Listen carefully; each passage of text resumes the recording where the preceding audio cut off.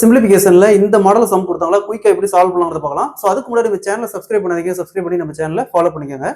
Find the correct descending order of the following ratios. அதாவது கொடுத்துருக்கிற இந்த வேல்யூஸை இறங்கு வரிசையில் எழுதுங்கன்னு சொல்லியிருக்காங்க. இறங்கு வரிசைனா பெரிய வேல்யூல இருந்து சின்ன வேல்யூ எழுதணும், ஏறு வரிசைனா சின்ன வேல்யூல இருந்து பெரிய வேல்யூ எழுதணும். ஸோ ஃபர்ஸ்ட் பாருங்க, இங்க கொடுத்துருக்கிற வேல்யூக்கு டினாமினேட்டர் வேல்யூ மட்டும் பாருங்க 30, 15, 50, 20. 30, 15, 50, 20. ஃபர்ஸ்ட் டைரக்டா 5ஆல கேன்சல் பண்ணுமா, இங்க 6, இங்க 3, இங்க 10, இங்க 4. ஸோ அகைன் டைரக்டா 3ஆல கேன்சல் பண்ணுமா, இங்க 2, இங்க 1, இங்க 10, இங்க 4.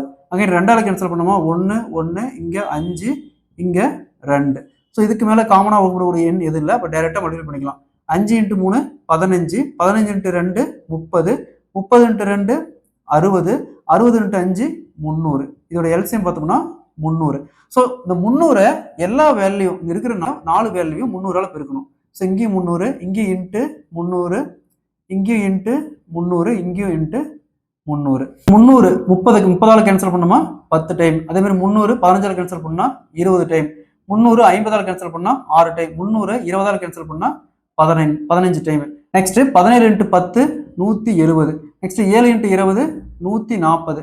அடுத்து 27 × 6 162. நெக்ஸ்ட் 11 × 15 165.